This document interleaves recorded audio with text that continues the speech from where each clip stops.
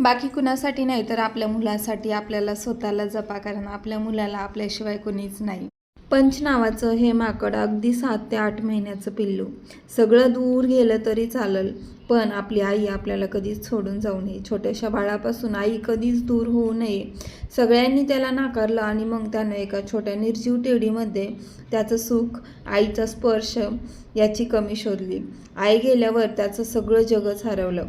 आईच्या मायेविना पोरका झालेला तो छोटासा जीव आता त्या टेडीमध्येच आपल्या आईचा स्पर्श शोधतोय.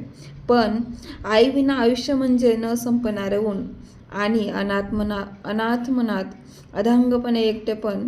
मनातून त्या प्रत्येक जीवासाठी एक केविलवाणी प्रार्थना, कोणासोबत असं कधीच घडू नये.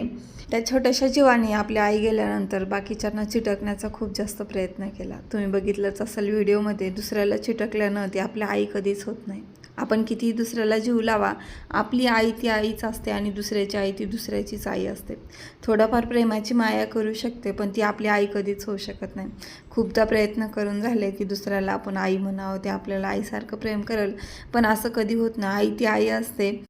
उगस म्हणून नाही गेलं की स्वामी तिन्ही जगाचा आई विना भिकारी. सगळं जग जरी फिरून आलं ना, आईसारखं दुसरं कोणीच इथं कधीच सापडणार नाही.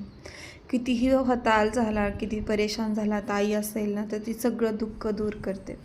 पण आई नसेल ना तर आयुष्यामध्ये असं कधी कधी असं होतं ना की काही खरं नाही आयुष्याचं.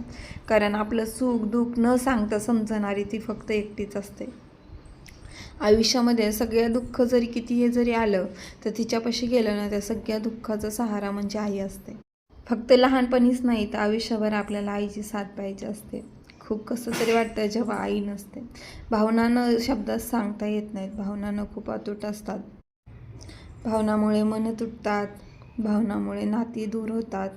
तुम्ही बघू शकता व्हिडिओमध्ये ते पिल्लू त्या माकडाचं जे टेडी आहे त्याला ना सोडतच नाही अजिबात, कारण त्याला ना सगळ्यात जास्त ना जवळचं तेच वाटायला लागले.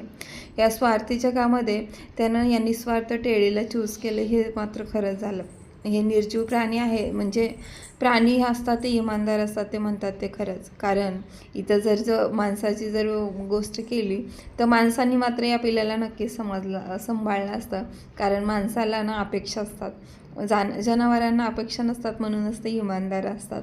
इथंच जर ते एखाद्या माणसाचं पिल्लू असतं तर त्याच्याकडे खूप काही असतं, तर त्याला असं पोरकं केलं नसतं, त्याला नक्कीच सांभाळलं असतं. कशाच्या ना कशाच्या अपेक्षेवरून का होईना त्याला सांभाळलं असतं. पण जनावरांना इमानदार असतात, त्यांनी आत्ताच त्याला सोडून दिला आणि मग त्याने टेडीला सोडलं. आज बरं झालं त्याने टेडीला चूज केलं. हा टेडी त्याला कधीच निराश करणार नाही, कधी त्याची साथ सोडणार नाही, कारण त्याच्यामध्ये जीव नाही आहे. एखाद्या जीवाला शोधलं असतं ना तर त्याला नक्कीच निराश केलं असतं. या टेडीमध्ये त्याला आईचं प्रेम नक्कीच सापडणार नाही, पण हा टेडी त्याला आयुष्यभरासाठी सोबत नक्कीच राहील. हा टेडी त्याच्याकडून कशालीही अपेक्षा करणार नाही. हा टेडी त्याला कधीही परेशान करणार नाही, कारण हा निर्जीव आहे.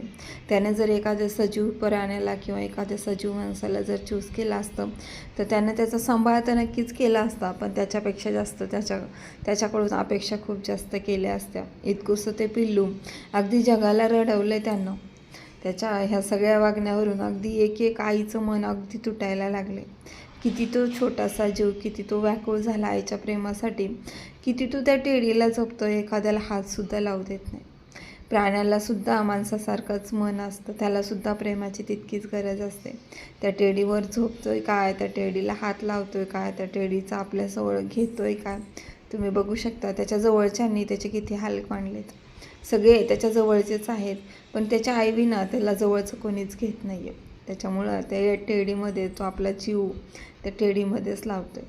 त्याला जवळ करतो आहे, त्याच्यापाशीच रडतो आहे, त्याच्यापाशीच हसतो आहे. माणसाला पण असंच पाहिजे. सजीव व्यक्तीला जर तुम्ही जीव लावाल ना, ते कधी ना कधी तुम्हाला निराश नक्कीच करतील. तुम्हाला जर जगण्याचा शोध किंवा जगण्याचं काही पाहिजे असेल तर याच्याकडून नक्कीच काही घेण्यासारखे. अशा व्यक्तीवर प्रेम करा जे तुम्हाला कधीच नाराज करणार नाही किंवा ते कधीच तुमच्याकडून कुठल्याही गोष्टीची अपेक्षा करणार नाही.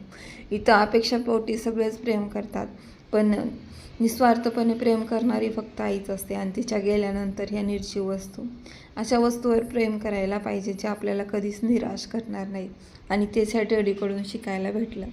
माझ्या ज्या मनातल्या भावना आहेत त्या मी व्हिडिओमध्ये व्यक्तच करू शकत नाही, कारण मला जे 2 दिवस झालं माझ्या मनामध्ये बळबळ चालली ना, ती मी शब्दात नाही सांगू शकायला लागले. 2 दिवस झालं अक्षरशः मी सारखं रडत होते हा व्हिडिओ बघून.